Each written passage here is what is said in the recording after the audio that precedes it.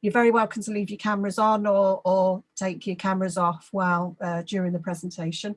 My name's Debbie. Welcome, Croissant. It's good to see you all this morning.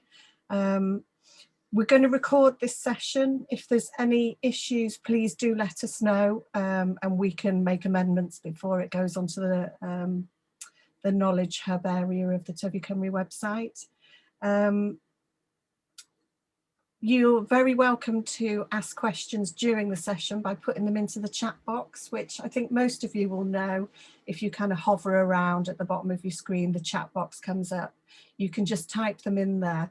We'll stop periodically and Anna will answer any questions that come up in there. Or if there's some really pertinent ones, I'll stop and ask Anna to answer them for you. Or you're very welcome at the end to put your cameras on and ask questions directly as well. Just to remind you that I think you're probably all signed up because you're here, but Tyfu Cymru offers 100% funded support, advice, training, workshops, study tours when we're allowed to commercial growers across Wales. So it's really good to have you on board, and thanks for engaging with us. Do get in touch if there's anything that you specifically would like some support with, and we'll do our best to enable that for you. I'll let you know about the next Tyfu Cymru session at the end of this one, so that you're not having to retain too much information, neither am I. But also, just to introduce Anna very briefly, Anna Bezodis specialises in helping businesses navigate the complexities of governance and data protection. So we're absolutely delighted to have her here with us today to deliver our GDPR session. And I'll hand over to you, Anna. Thank you, Debbie. Morning, everybody. So yes, I'm Anna. As Debbie said, I specialise in helping people with GDPR or data protection and governance as well. So yes, I'm going to take you through the session this morning. I'm just sharing my slides, so if you can bear with me a second. Just going to move myself so I can't see myself in the corner all the time, which is really distracting. So yes, this morning we are going to go through a bit of an update really around data protection and GDPR. So I think Debbie's covered lots of the housekeeping stuff already. Just to follow on as well, if we can all make sure that everybody can share what they want to in the session, that would be really useful, because then you'll be able to get the most out of the session without worrying that sharing information might be shared elsewhere. So if we can make sure that we keep it confidential so people can say what they want to within the session and ask any necessary questions, that would be brilliant. And then I'll also make sure that there are slides available for the team to send out to you afterwards, so that you've got a copy of these. So don't worry, you will get all of this afterwards, and any links that are within the slides as well. Okay, so in terms of what we're going to look at with the session, we are going to have an overview of the GDPR first of all. So this is stuff that you might well be familiar with already. So it's going to be a bit of an overview of some key details, just to make sure everybody's on the same page to start with, really. So some key details that you need to understand. As I say, hopefully that bit will be fairly familiar.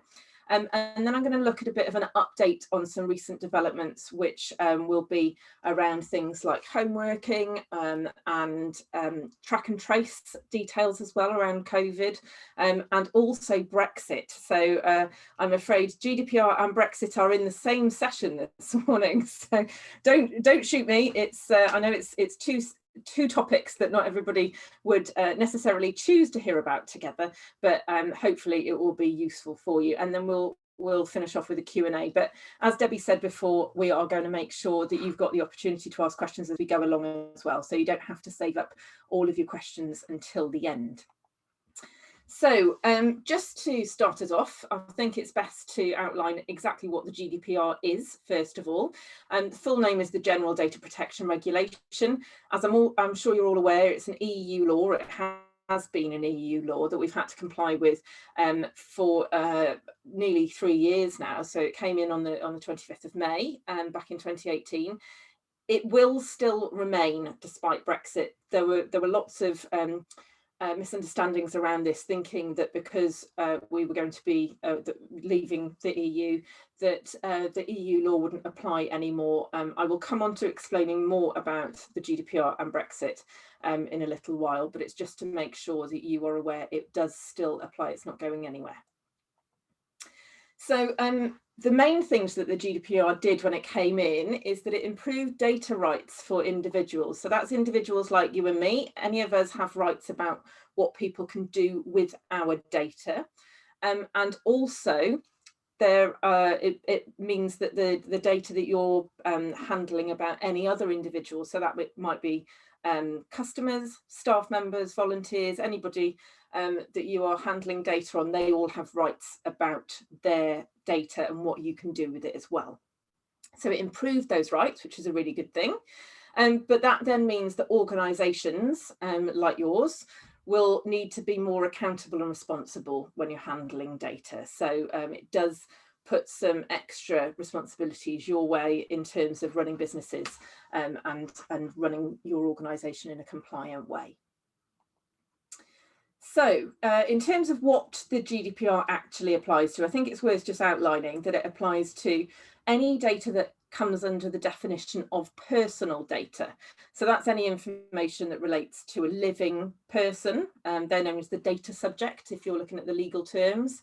And it's any data or any information that can identify that living person directly or indirectly.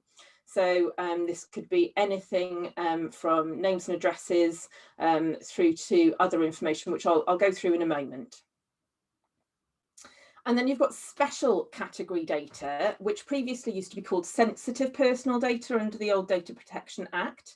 And that includes any information that relates to any of these categories here. So it's an individual's race or ethnic origin, their political opinions or religion.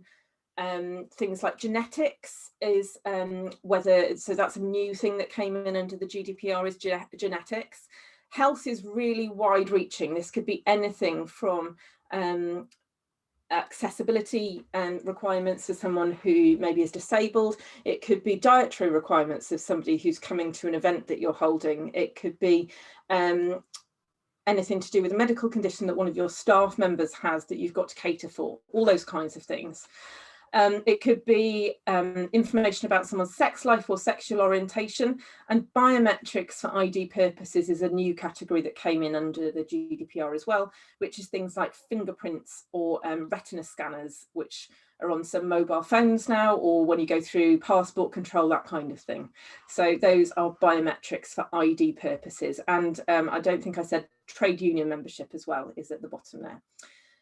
One thing that is covered by the GDPR, but is in a different section of the GDPR, it doesn't come under special category data like it used to come under sensitive personal data, is information on criminal offences. So if any of you have to deal with things like DBS checks, then you may want to find out a little bit more about the rules that specifically cover criminal offences, because that's dealt with in a separate section of the GDPR, and there's a link there on that slide to see any further information. So I'm just going to see if there's any questions that's come up. No, nothing so far. That's excellent. Okay, so sorry, my slides have stopped. There we are. So some examples of what I've just run through. So things that would directly identify somebody, as I said, would be things like their name or contact details. So that would be telephone number, email address, postal address. Also things like their date of birth, and photographs and videos as well. These aren't always thought of as being personal data, but they are things that can identify somebody. So if you are taking photographs of individuals for any reason at all, whether it's to document things to be able to send to a funder or around your funded projects, or if it's for websites, anything like that, you need to think about processing an individual's data as their photograph or video. Now, other things that could be classed as personal data or special category data, which are indirectly identifying somebody, would be things like a national insurance number or passport number, maybe location data on a device or the IP address on their computer, that would only be able to identify somebody if it was then matched up with other data. So you can't directly identify somebody, but it could be used with other information to identify someone. So that also comes within the remit of what's covered by the GDPR. Things that aren't covered by GDPR are anonymized data, because if it's fully anonymized, you can't identify an individual in any way. Data about someone who's deceased isn't covered because it's about living individuals' data. And data about an organization rather than an individual isn't covered by the GDPR. So things like the address of a company that you are doing business with, for example, would not be classed as personal data or special category data, because you can't identify somebody from that information. Okay, hopefully you're all still with me, because I would like to do a little activity now. So if you want to unmute yourselves at all, you don't have to, but if you want to be able to ask any questions as we're going through, then please do so. What I would like you to do is have a look at all of these activities that are set out on this slide. And if you can go to the top of your screen, you should be able to see something that says options. Now, where are we? Annotate. So if you hover over the top of your screen, there's a drop-down bar that comes down which says annotate, and you should be able to select, click on annotate, and then it should come up with some stamps which are different shapes. If anybody can't see this, then unmute yourselves and let us know. But what I would like you to do is to use a stamp and put a stamp symbol on any of the things on this slide that you think would be classed as processing personal data. These are all examples which are either things that are processing personal data or wouldn't be classed as that under the GDPR. So hopefully everybody understands that. And if you can go through and just put a symbol on each one that you think would be classed as processing personal data, that would be great. And then we'll have a discussion about this after everybody's had a go.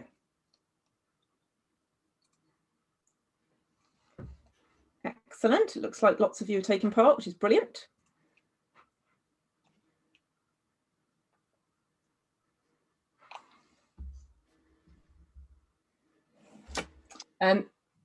Yeah, sometimes, unfortunately, it does come up differently on different devices. So I'm not sure about with the Chromebook, but don't worry if you can't take part, just have a look and feel free to chip in with your microphone off if you want to be able to ask any questions about anything as we're going through the activity. So I hope that's okay. Thank you.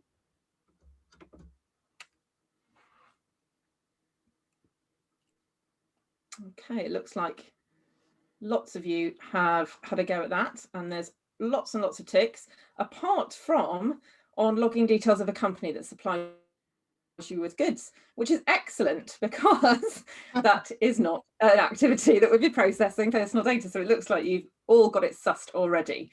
So I'm just going to run through each of these then. So yeah, taking a call and logging customer details for an order, absolutely, that would be processing personal data that can identify somebody directly. Passing customer's name and address on to a courier, that's sharing, that's the actual process. So different processes that you're dealing with here. The first one would be recording data so that you're using it for a purpose, so for fulfilling the order. Passing the customer's details on, that would be sharing details. Keeping the record of allergies of a staff member, so that's going to be storing data, so recording and storing data, so that would be a process that would be recording both personal data and probably special category data there as well about allergies. Shredding paperwork is the disposal of data, so that's another process, and it is customer details, so they again would absolutely be personal data, so that's great that you've picked up on that. Receiving someone's order and contact details through your website is the collection of data, and as we've discussed already, it's contact details, so they again would be something that could identify somebody directly. Photographs, as I've just outlined, are personal data as well. So if you're taking those, that's recording photographs or images, then that's another process. And saving orders, so storing them, that's another process again, and you've got those details of orders which are likely to contain personal data. So that's excellent that you've all done that without any trouble at all. Has anybody got any questions at this point that you would like to raise at all? If anybody has, please feel free to chip in either on the chat box or with unmuting yourself. Okay, what's coming through? Let's have a look. Yes, so collection and recording are pretty much the same. Yeah, so thanks for that, Beth. It's basically, if you're collecting it in, it can be the same or it can be two slightly different things. So it could be the collection might be in paper format. It could be getting it through your website, but it would be a way of recording information. So it could either be that somebody is sending it to you somehow, so maybe through your website, for example, or it could be that you are recording it. So that's where the two differences could be about who is actually doing that task. So whether you're collecting it yourself or whether you're collecting it via your website and somebody else is sending it to you. Does that? I hope that makes sense. But in essence, it's the same type of thing in the fact that you are gathering that information in some format. Brilliant. Thank you. Any other questions before I move on? Nope. Okay, great. So I'm just going to clear these different marks on the slide now, and then that should enable me to be able to carry on with the presentation. So if you can just bear with me, there we are. Lovely. So everybody seems to have a good grasp on what is actually personal data, special category data and processing. So that's excellent, because this will help us to be able to continue with looking at different aspects then about how you actually process it and what you need to satisfy to be able to process someone's data. Because under the GDPR, something that was brought in was the fact that you now have to have a valid reason, known as a lawful basis, to be able to process someone's data. So again, this is something you might be familiar with already, but there are 6 lawful bases that you can choose from to be able to process the data, and your organisation might rely on one or more of those, but you have to be able to rely on at least one of them to be able to process someone's data in a lawful way, in a valid way. Consent is one of those 6 options, and it's not the only option. So you don't always have to have consent to be able to process someone's data. This is one of the big myths that was hanging around when GDPR came in. Everybody was panicking, thinking you had to have consent. Now, there are some instances where you do have to have consent, but there are many, many more where you don't. So I'm going to outline the 6 different options that you've got now, the 6 lawful bases, very briefly. We won't deal with these for very long, but I do want to outline them to give you an idea of what each one is. So with consent, it can be that the individual is consenting to you using their data. Now, there are 2 different ways for you to be able to get consent. It can either be somebody opting in or opting out. Now, if you want to be able to rely on consent under the GDPR, it has to be opt-in consent. Previously, under the Data Protection Act, the old one, the 1998 Data Protection Act, you could rely on opt-in or opt-out consent, but under the GDPR, it has to be opt-in consent if you are relying on consent as the basis for processing the data. Now, this means that if you are getting people to consent, they have to actively confirm that they are happy for you to process their data in the way that you have set out.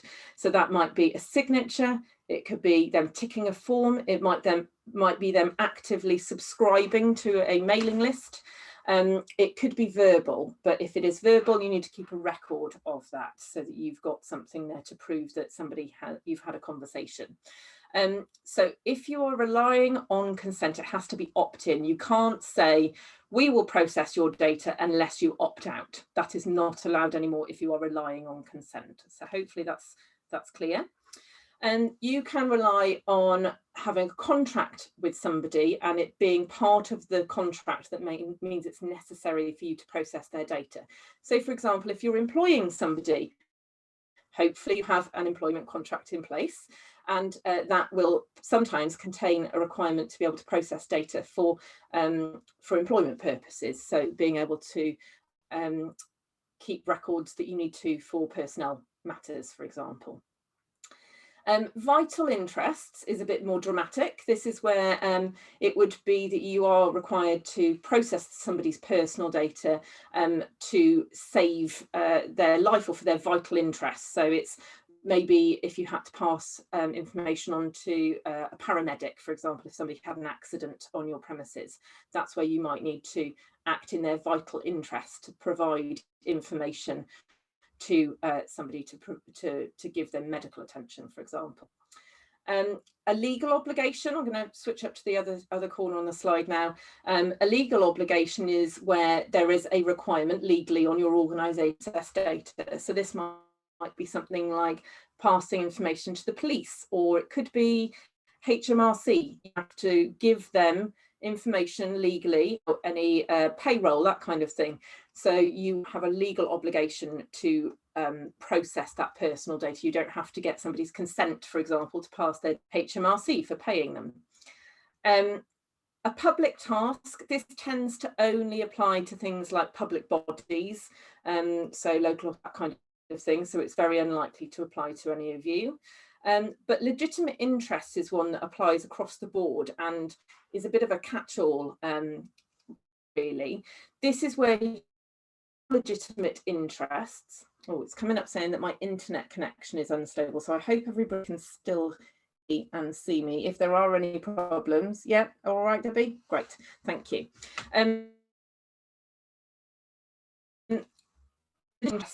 It's, you have to show that it's in your organisation's legitimate interests to process somebody's data.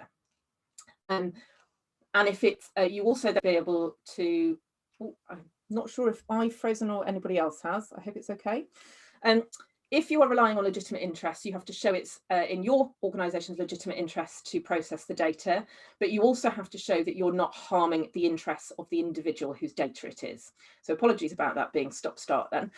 But an example of this might be that you want to send out an update about services that you offer, for example, to people on your mailing list. Now, there are specific rules around electronic communications and marketing, where you do have to have express consent from somebody to be able to send the marketing materials. But if you are sending them something like a simple update to your services or a simple update about a product that they have bought, for example, then that would be in your legitimate interest to send that to them, and you wouldn't need their consent. You could rely on legitimate interests instead. Has anybody got any questions about those? Because I appreciate they are a little bit more complex than some of the other aspects we've covered so far. No? Okay. If there is anything that pops up, I'll come back to that. That's great. Lovely. Okay, so things that you need to ensure then, you need to know what lawful basis you're relying on, and if it is consent, as I said before, it has to be opted in. You have to keep evidence of that as well. So whatever format that's in, whether it's electronic, paper, or verbal, make sure you've got a record of it. And you need to make sure that when people are giving you their data, they are informed about what you're going to do with their data. And you can do that via a privacy notice or a privacy policy. Now, I usually describe these as being a privacy notice is usually something like the paragraph that you get at the bottom of the form, for example, whether that's electronic on your website or a form, an order form, for example, that you might process somebody's data on face-to-face. There needs to be a statement on that, which is a privacy notice, which gives people key information about what you're going to do or possibly not do with their data, so that they're aware of that. And your policy, your privacy policy, is usually the thing that might sit on your website, if you have one, to be able to tell people more about it. You don't have to have a privacy policy, but you do need to make sure that people are aware of what you're going to do with their data. And sometimes you might also highlight what rights they have around their data. So one of those rights is about dealing with subject access requests. I don't know if any of you have come across these already, but this is where an individual can make a request to see the information that your organisation holds about them, see what data you hold about them. So it could be a client, a customer, it could be a staff member, it could be a volunteer. Has anybody had to deal with any of these? I don't know if any of you, if anybody has, then feel free to chip in and say anything about any experiences that you've got with that. But it's worth being aware of the fact that people have a right to see what you have recorded about them. So from an administration point of view, make sure that you are recording data in a way that you wouldn't mind them seeing that. If you are writing anything down, whether it's email, whether it's in paper format, any electronic records, anything like that, you need to make sure you are recording information in a way that you wouldn't be embarrassed if that individual was to read it about themselves. Emails are a terrible one for this, that people, because it's more of an informal method of communication, people feel that they can write things about other people in emails that maybe they wouldn't say face to face. So just remember that you have to record information in a way that you wouldn't mind disclosing it if you have to. And yeah, people have specific rights about being able to make a request to you, and you would have to deal with that within a specified period of time, and I can give you some guidance on that. Chat apps, yeah, so things like texts as well. There are, basically, if you have a record of that data, it applies across the board. There was that, so the Privacy and Electronic Communication Regulations, which is a bit of a mouthful, the PECR, is due to be updated, and it's due to apply to all of these electronic types of apps that might process some sort of electronic communications. So I would work on the basis that because that is coming in at some point soon, we don't know when exactly, it was due to be updated at the same time as the GDPR, and as far as I'm aware, still hasn't reached that final update.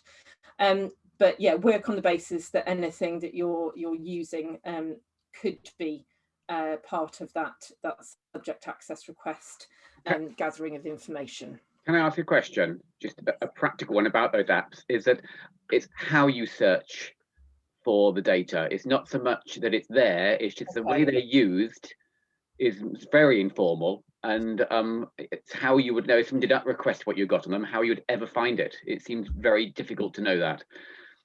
Yes, it's any information that is recorded. So if those conversations are not, if you don't have a record of them, or you can't access that record for some reason, then as far as I'm aware, you wouldn't be able to include that within the subject access request response. Thank you. It has to be something that you've actually got recorded.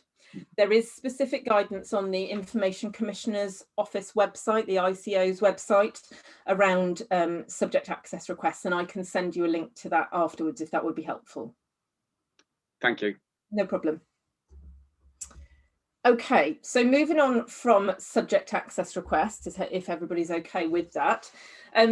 Another thing you need to ensure is that you're only gathering information that you really need, and that you're only keeping it as long as is necessary, as well as storing it securely. So the reason I highlight this is that sometimes we get into habits of gathering lots of information because we think we need to have that.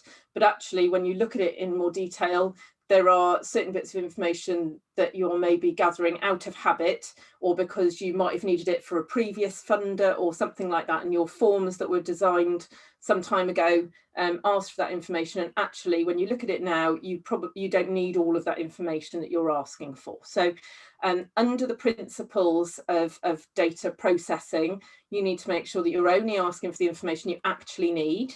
And then you're only keeping it for as long as is necessary. Now that phrase, as long as is necessary, is what's in the legislation.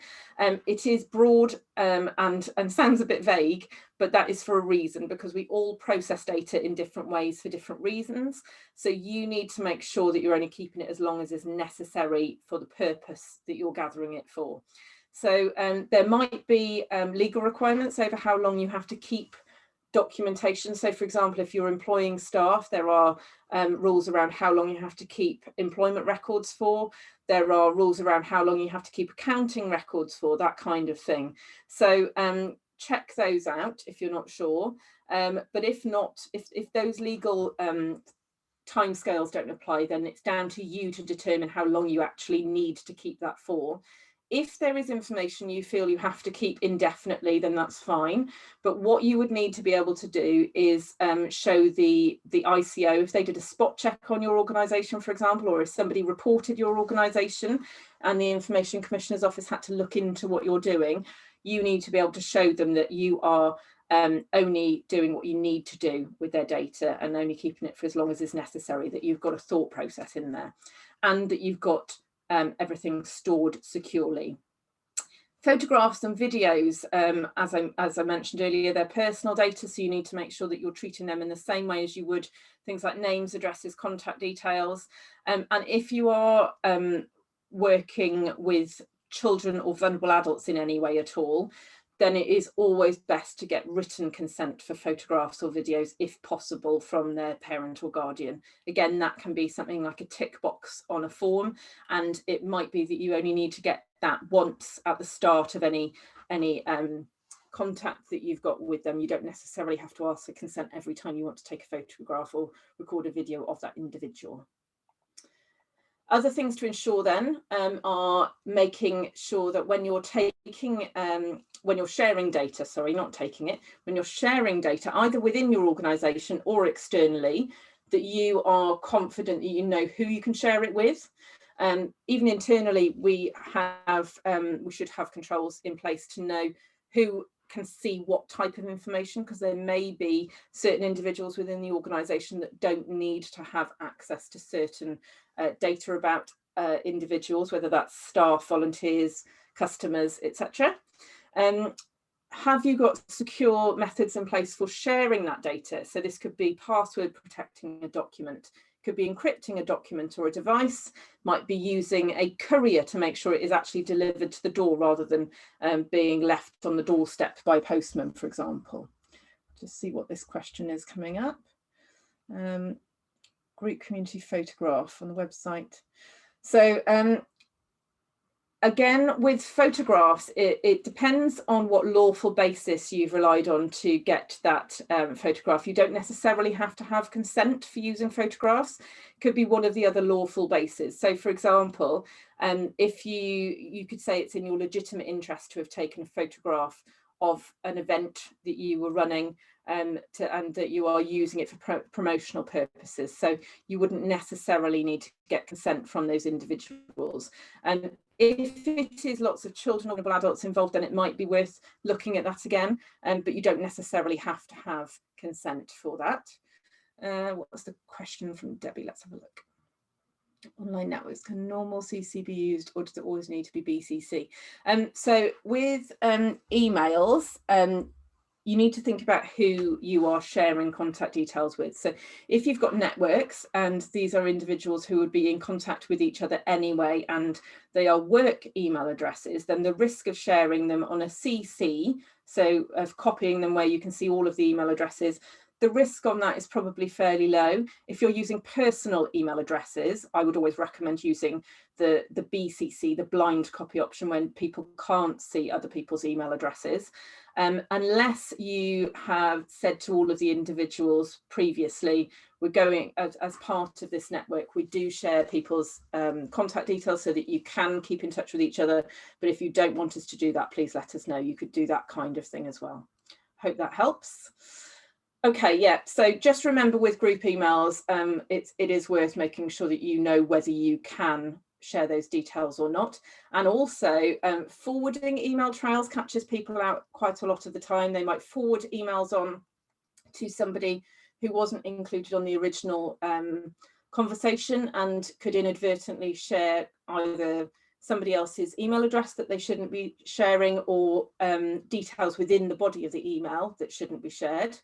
And autofill is where you start to type somebody's email address in, and a drop-down option of maybe half a dozen emails excuse me, come down that start with the same few letters, and you have to check which one you want to use. Oh, excuse me. If you're using autofill, oh, excuse me, make sure you are choosing the correct option when it drops down. It's really easy to click on the wrong one if you're in a hurry, so just be careful with that. Excuse me, my slide's frozen. Okay, if you are taking out data out and about with you for any reason, for a site visit or anything like that, secure. Think about if you've got devices, so mobile phones, tablets, that kind of thing. They might be a more secure way of being able to transport data because you can password protect them. For example, you might be able to use an encrypted USB stick in your device, which you save everything to, and you then have to put password in to be able to access that. If you're taking papers out of the office, make sure you're only taking what you really need. Do you leave stuff in the boot of your car overnight, for example, that might have people's data in? All those kinds of things might be risks that you might need to consider. Disposing data, again, we said earlier that you should only be keeping data for as long as is necessary. When you don't need it anymore, you need to dispose of it securely. So that might be shredding, it could be confidential waste companies that you use, any number of things like that. And if there is a breach that you or somebody else within your organisation identifies, somebody in your organisation who is the identified point of contact with any data protection matters, have to report it to the Information Commissioner's Office within 72 hours of becoming aware of that breach. So it could be 72 hours from, excuse me, when the breach occurred, if you know about it straight away. It could be at a later date when you become aware that it's happened. You have to report it within 72 hours of that, becoming aware of you becoming aware of that, sorry. There is a strict guidance on that on the ICO's website again. So you need to make sure that everybody in your organisation knows how to identify a breach in the first place, and then who to flag it up to in the organisation so that that individual can then report it to the ICO as necessary. Okay, any questions about any of that before we move on to the recent developments section? No, not yet. Oh, excuse me. So first of all, I'm going to outline some aspects that you might need to consider when you're working from home. I know this is something that probably applies to quite a lot of you at the moment, at least. And then another recent development that's come in is about having to track, process people's data for the purposes of track and trace around COVID at the moment. And then there's Brexit that I said we'd come on to. So, working from home, first of all, things you might need to consider. One of the main ones is potential IT security risks. Now, I'm sure we're all aware of the fact that there are various IT security risks that can occur, but you need to think about how you can manage those in a practical aspect. So a lot of data protection is about risk management. So it's about thinking, what is the risk? How can I practically manage that risk? And if, for example, the ICO had to look at your organisation in some way to either investigate a breach that you've reported or somebody else has, or they can do less likely, they would be looking to see that you've got things like policies, procedures in place and training for anybody who is processing data within your organisation. These are the key things they would be looking for, is that you can identify risks and practically manage them through things like policies, procedures, guidance, training, that kind of thing. So you need to think about what you need to put in place to help your staff or volunteers to be compliant. Now, the ICO have put together some top tips for staff to be able to follow. So I've linked to that within the slide for you to have a look at. Other areas to consider then are devices. So do you provide your staff or anybody else within your organisation with devices? Are they using their own devices? If so, if they're using their own devices, do you provide them with software to be able to access data, or do you all use something that is readily available to everybody, like Zoom, for example? If you are using data sharing software, anything like that, you need to think about who supplies the device or the software, and think about the risks or the benefits that might be attached to both. So there are always going to be risks involved to some extent, but do the benefits outweigh that? And how extreme are the risks? Are they low risk, or is it a higher risk, depending on the type of data that you're processing in that way as well? So is it regular personal data, or is it something that might be more sensitive in nature, that could be special category data that you have to protect more robustly? Video conferencing, we're obviously doing this at the moment, but you're probably using it quite a lot, and have been for some time now, but it's worth looking at your privacy or security settings, thinking about which tool you are using to video conference, and whether there are standard settings that are around privacy and security, or whether you need to look at what there is in place and make sure that the settings you've got in place are as robust as you need to. I've got some infographics that give you links to further guidance on all of these things, and I will make sure that they're available for you at the end of the session. Contact tracing then. If you do have to gather details for contact tracing purposes, these points are worth noting. So again, as with other data, you should only be collecting what you actually need for that purpose.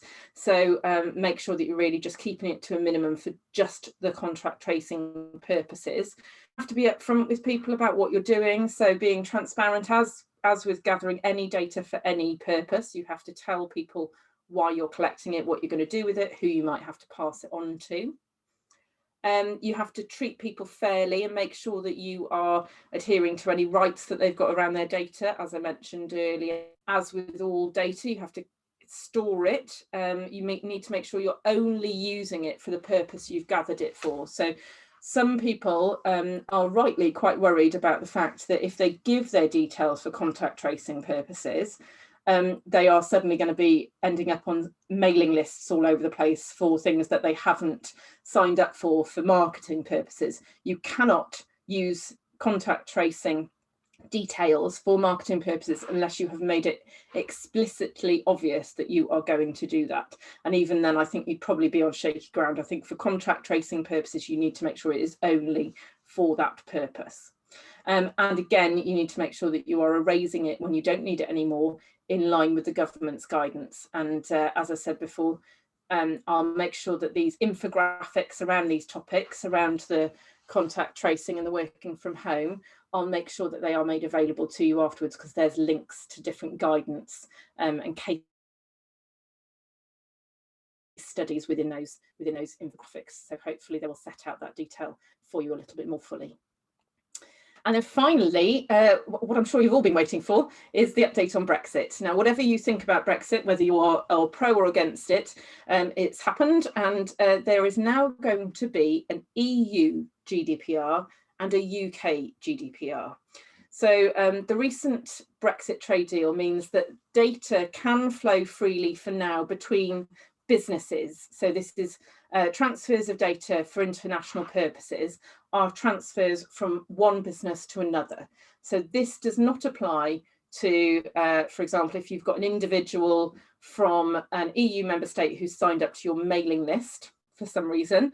It doesn't apply to that kind of thing. This relates to transfers of data from one business to another in an international aspect. So from the UK to somebody in an EU member state. So we are waiting to see at the moment if the European Commission grants the UK what's called adequacy. Now this basically, the EU thinks it's got the gold standard of data protection. So they look at standards in other countries and see if they think that those standards meet the standards that are in place in the EU. And they determine whether the standards in that country are adequate. There are 13 countries that have been granted adequacy so far, and we are waiting to see if the European Commission thinks that the UK have got adequate procedures in place around data security, basically.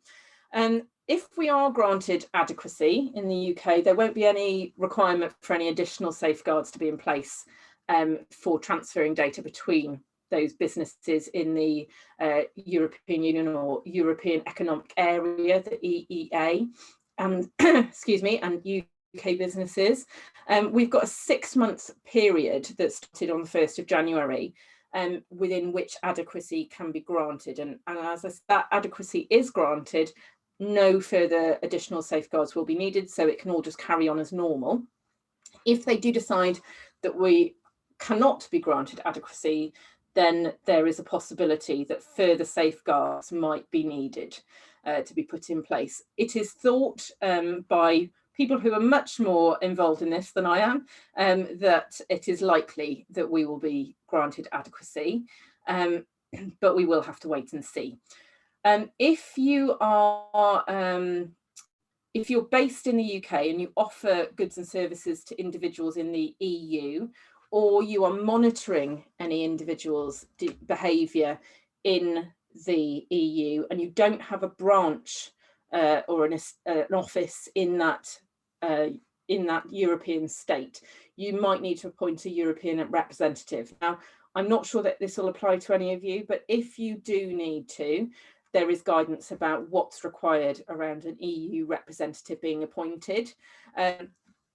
But what you do all need to be aware of is the fact that I can reassure you that if you comply with the UK version of the GDPR, you will also be complying with the EU GDPR. So you don't have to read 2 sets of rules. They will sit alongside each other and fit nicely together so that you know that complying with one, you're complying with the other. So I hope that that isn't too confusing. I appreciate it's not the simplest thing to go through, but there is some guidance via the link at the bottom of that slide, which again will be made available to you afterwards. Just some useful tools to outline before we open up to any further questions. For any small businesses, the self-assessment checklist can be a really useful thing to go through. It's a fairly short checklist. You can answer questions and then get a report to help you identify areas that your specific business might need to work on in improving any areas of data protection. One of the biggest things around GDPR is making organisations accountable. So the accountability framework and the self-assessment that's attached to that from the ICO is something that might be useful as well. As I mentioned before, a lot of this is risk-based. You need to look at the risks and see how you can manage them. And this self-assessment tool on the second point on this slide helps you to see how you are meeting the ICO's expectations in terms of accountability, and then what you might need to do to improve any aspects on that. Okay, so I think we've been through these in quite a lot of detail already, so I'm just going to run through them fairly swiftly. You need to be open and clear with people, be transparent, make sure that you are explaining to them any aspects that you think might need some further explanation in addition to anything you've got on paperwork. If you're sharing data internally or externally, make sure you're thinking about how you can do that safely and responsibly. If you're using passwords or encryption, make sure you've got strong passwords. Things like password 1 or 1234 as passcodes are not going to be secure enough if you are handling personal data. So make sure that you've got stuff in place that actually does work. If you're taking data out and about with you, make sure that you've got systems in place to keep it safe. So not leaving it overnight in the car, making sure that if you're working from home, only appropriate people in your home can access that data. So probably only the person who is working for the organisation, for example. If you're relying on consent, you've got to have that proof of the opt-in consent. People are entitled to withdraw consent if they want to. So you've got to be able to handle that. If somebody contacts you and says, I don't want you to process my data anymore, you have to be able to know that you can withdraw using that individual's data in line with their rights. So again, it's worth being aware of what rights we all have about how we can process data. And again, I mentioned data breaches earlier, so being confident that everybody in the organisation knows how to identify them and report them internally, so that they can then be reported to the ICO if you need to. And subject access requests. Know that people can make a subject access request to you either verbally or in writing. It used to only be in writing, it is now either verbal or in writing, and there's further guidance on that on the ICO's website. So open questions. If anybody wants to pop anything in the chat box or take your mics or turn your mics on even, then feel free to ask any questions. I'm going to stop sharing the slides now, just to let you know that's my email, sorry, my web address. If you want to get in contact with me, go on that web address and you will be able to find my contact details there if you want to get in touch with me. But otherwise, I'm going to stop sharing the slides for now so that we can open up and see everybody or hear everybody if we want to ask anything. Hi, thanks for that. Can I just ask a question? Yes. Quite a few of my colleagues in Flowers from the Farm have received letters from the ICO saying that they need to pay £40 something. I haven't received one of those. Is it most of them have been told it's not necessary once they've gone through the thing. What's that about? It's a very good question. So something I haven't mentioned is that any organisations that are processing data, so this is personal data of anybody, whether it is just staff or volunteers or customers, anybody, have to register with the ICO and pay a registration fee every year. Now, you mentioned the £40 there. That is the fee that is applicable for most organisations, or if you sign up to pay by direct debit, I think it's reduced to 35. So what I can make available to you is there's a link to an online test on the ICO's website that you go through a series of about half a dozen questions to determine whether you whether you need to register with them or not. The majority of organisations, if you are processing data in any way, will need to register, but there are some that are exempt. So I will make that link available to you. Debbie, if you can remind me afterwards, I don't know if you can jot down to remind me because I may well forget, but I will make that link available to you. Thank you. No problem at all. Just a question around what had changed about if you took a group photograph, you don't necessarily need a form, it could be legitimate consent. So if you were holding an event, normally we would have given forms out to people to sign to give the consent for photo or video on that day. Does that mean that it's a bit more grey now? Because if you take a group one, you could say it's legitimate, whereas in the past I thought it was quite clear that you just needed a form signed and that gave their consent. Is it a little bit greyer now than it used to be? So what has been in place for quite some time under the old legislation and the current one is the fact that you don't have to always have consent to take somebody's photograph. So you could have relied on legitimate interest for quite some time to take any photographs of anybody, but sometimes it is best to get consent. So for example, if you've got children or vulnerable adults in that setting and you're taking their photograph or recording their video, then it is usually advisable to rely on consent and get a signed form or similar from somebody who is able to consent on their behalf, whether it's them or somebody else. But at something like an event, for example, I don't know if any of you have been to things like conferences where they've got something on the sign up, like the form that you sign up to go to the event, or they might have posters up around the event saying we're recording photographs and videos at this event. If you don't want your photograph used, please speak to a member of staff, that kind of thing. So they're making you aware of the fact that your data is being recorded, but you don't actually have to sign a form to say that you're happy with that. You need to, if you're running that event and you've got posters up or things on your sign up forms or a combination of the two, you need to be able to ensure that if somebody does raise an objection, that you then keep a record of who they are so that you can make sure you don't use their photograph, which can take a little bit of explaining to people sometimes, because you might actually have to take a photograph of them to have on your file to say we can't use this person. Does that make sense?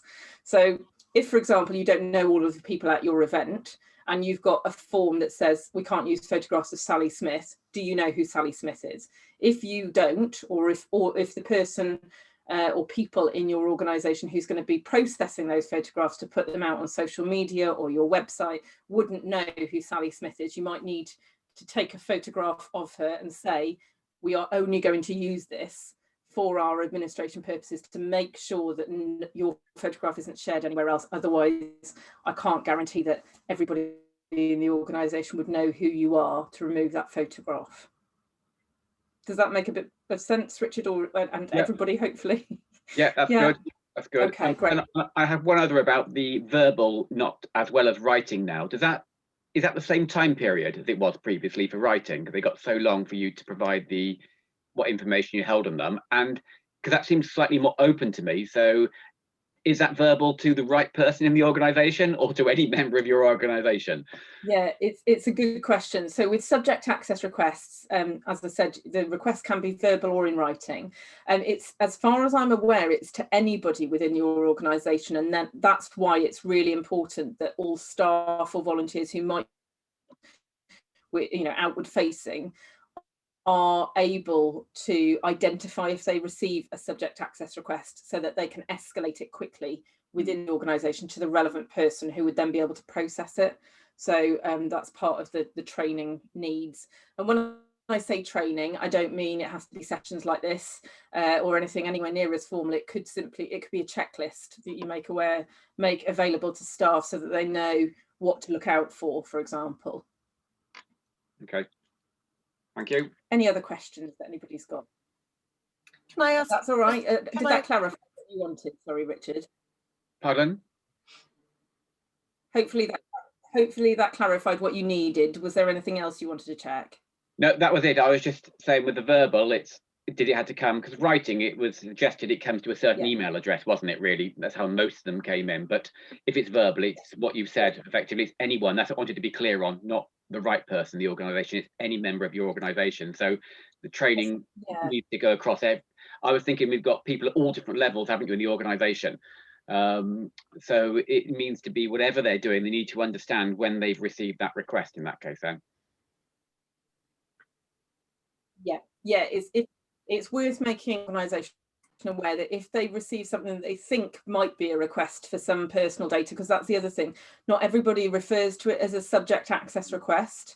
Call it any number of things, including a freedom of information request. They often get muddled up, but they're two completely different things. So if it is somebody asking for a copy of the data that you hold about them, any information you hold about them as a person, it's a subject access request, whatever they call it. So it's worth flagging that up to anyone in the organisation and making sure they know who to refer that to internally. Thank you. No problem. Debbie, did you have a question? Sorry. Yeah, it was just as an add-on to Richard's photo question, actually. Would you need to get permission every time for every event, or would you need to just get permission from those people once?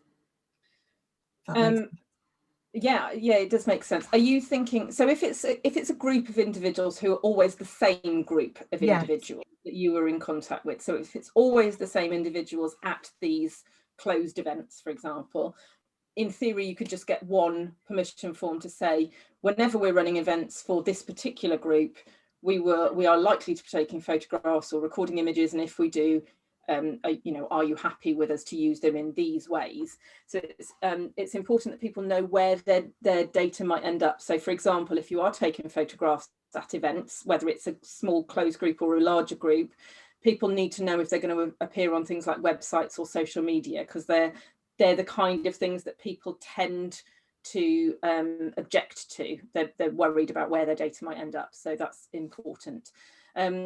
But if it's a small closed group of individuals that are going to be meeting on a semi-regular basis and you want to take photographs, you could just get them once.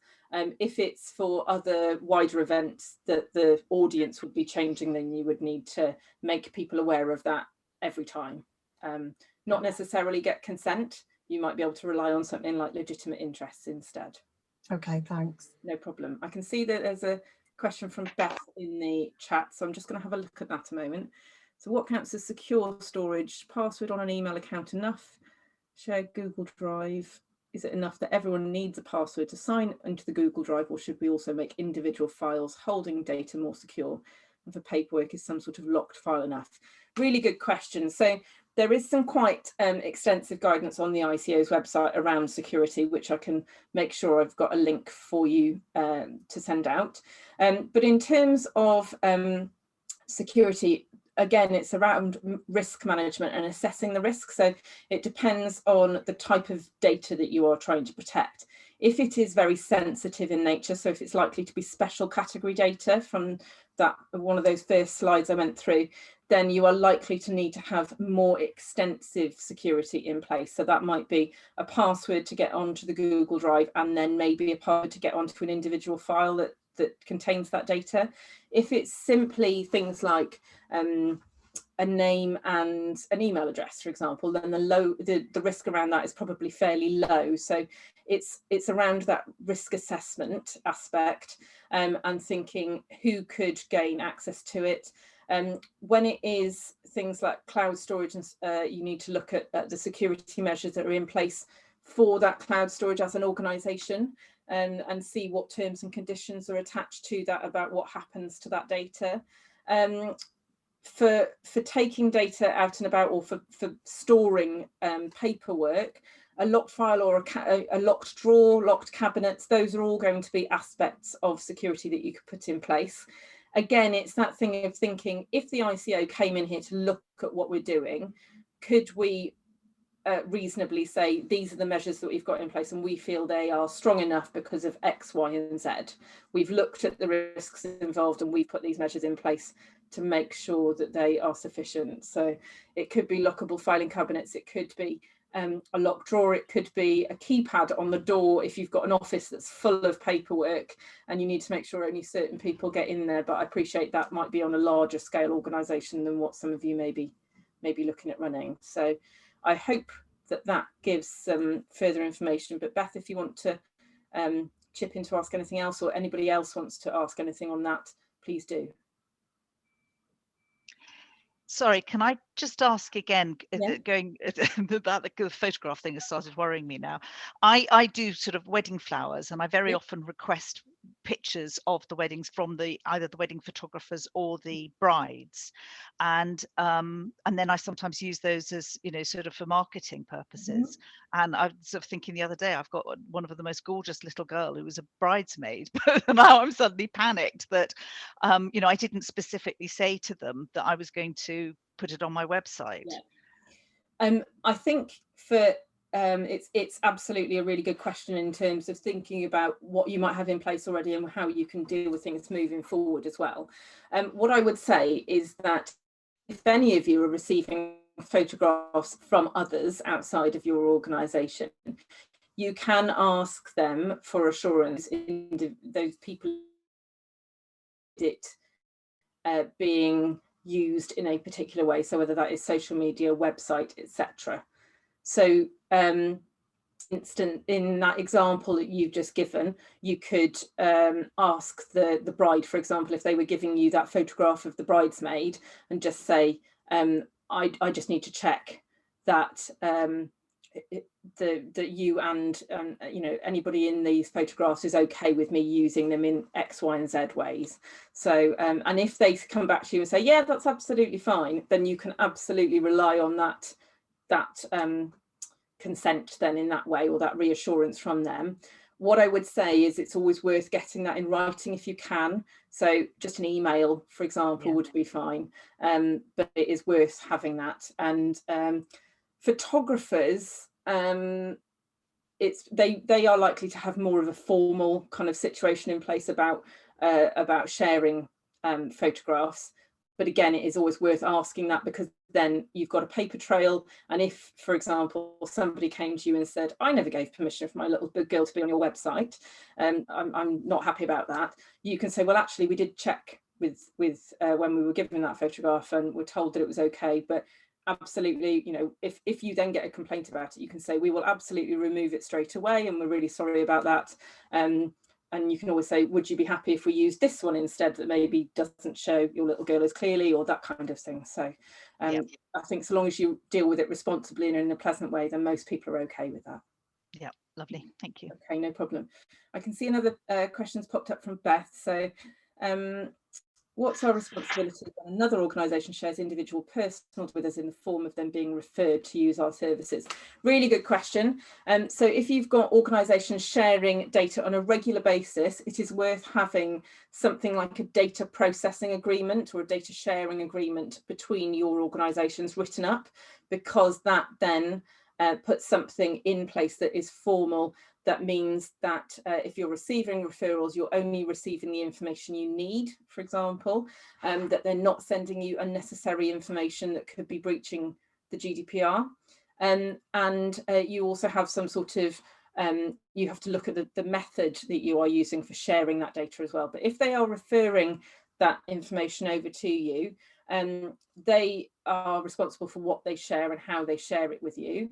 But then you are also responsible, obviously, for then processing that in an appropriate way, storing it appropriately, destroying it when you don't need it anymore, that kind of thing. So it's worth having that data sharing agreement in place if you are going to be sharing data between organisations in any sort of regular basis. So I hope that that helps to clarify that. Again, there is guidance on the ICO's website about sharing data, and hopefully I can signpost you to these various things afterwards. If there's a data sharing agreement, should we tell the person whose data we're sharing?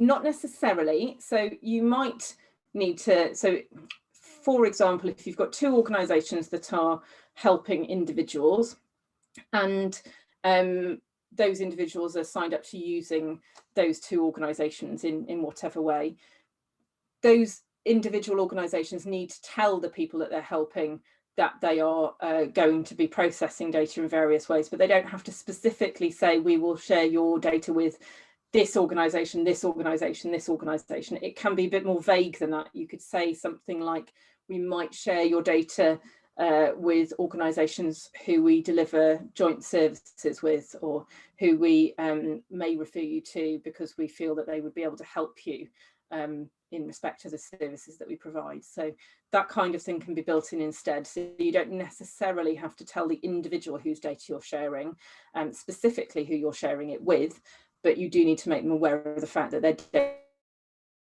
data will be shared. Answers that question, Alice, but if you want to chip in and ask anything else, that's great. Lovely, thank you.